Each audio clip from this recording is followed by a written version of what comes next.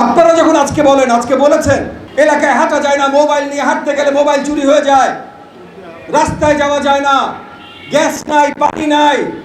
একটা ছোট্ট প্রশ্ন আপনাদের সকলকে করি ভাই, এইখানে যখন ফ্ল্যাট কিনেছেন বাড়ির মালিককে জিজ্ঞেস করেন নাই ভাই যে তুমি কি জমিটা সঠিকভাবে সরকারের কাছ থেকে নিয়েছিলে না জবরদখল করে নিয়ে আসো? তোমার কি গ্যাস দেওয়ার পারমিশন আছে নাকি নাই? এই জায়গাটা রাস্তা করার জন্য কি তুমি সিটি কর্পোরেশনকে দিয়েছো না দাও নাই? এগুলো তো জিজ্ঞেস করেন নাই ভাই, এগুলা করেন নাই তো এটাও মানতে হবে।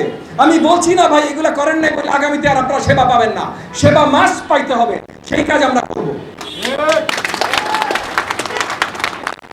আমরা একটা অন্যায়কারীর হাতে টাকা তুলে দিয়েছি যে সরকারের কাছে পারমিশন না নিয়ে জমি দখল করেছে, গ্যাসের পারমিশন নাই নাই, বিদ্যুতের পারমিশন নাই নাই, রাস্তার পারমিশন নাই নাই, জমি দখল করে নিয়েছে। এবং যেন জমি দখল করে ধরে রাখতে পারে তার জন্য সন্ত্রাস বাহিনী কিশোর গ্যাং তৈরি করেছে। আপনারা যে বাড়ি কেনার টাকা দিয়েছেন ওই টাকা দিয়ে কিশোর গ্যাং তৈরি হয়েছে।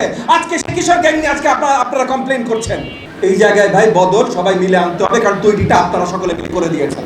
দোষ ধরা অনেক সোজা, নিজের দোষটাও মানতে হবে, তারপরে আমরা সমাজে সমষ্টিগত বদল আনতে সক্ষম হব।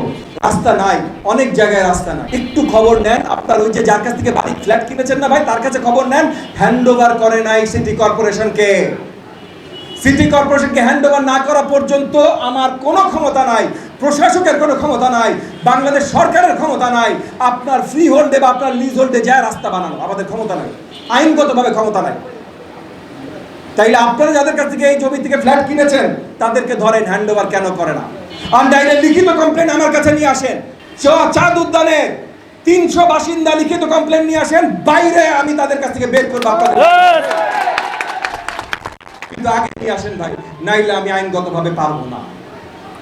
আপনাদের আগে আসতে হবে। খাল খননের কাজ যেমন শুরু হয়েছে, এখানে আপনাদের দায়িত্ব আছে, আপনাদের বাসায় মহিলা যেন ওই খেলা যায় না। যেই জায়গাটা মাঠের জন্য, তারপর এলাকাবাসী রিক্রিয়েশনের জন্য রাখার কথা, ওটা রেখেছে?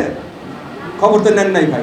এখন আইনগতভাবে যে জায়গা রাখার কথা সেই জায়গা যদি আমি নিতে যাই, আপনারা আমার বিরুদ্ধে আন্দোলন করবেন। আমাদের জমি আমরা পয়সা দিয়ে কিনছি, এখানে ফ্ল্যাট, এটা ভাই এখন মাঠ করতে চাই, আপনারা করবেন।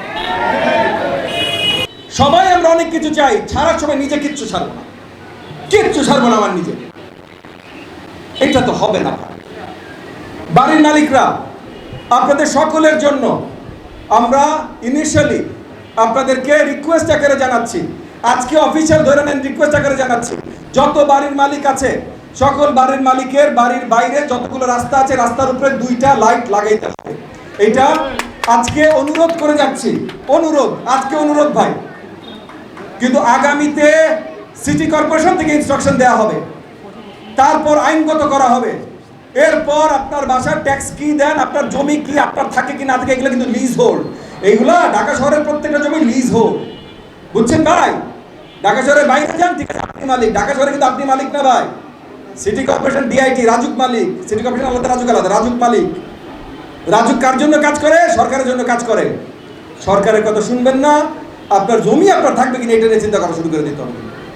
এমনি তো জবরদখল করার জন্য গ্যাসের লাইন যেখানে যেখানে প্রবলেম আছে, যে ভাইরা যে জায়গাগুলোর কথা বলেছেন, আমরা আমার দপ্তর থেকে নোট করে নিয়েছি, আমরা তিতাসকে জানাবো।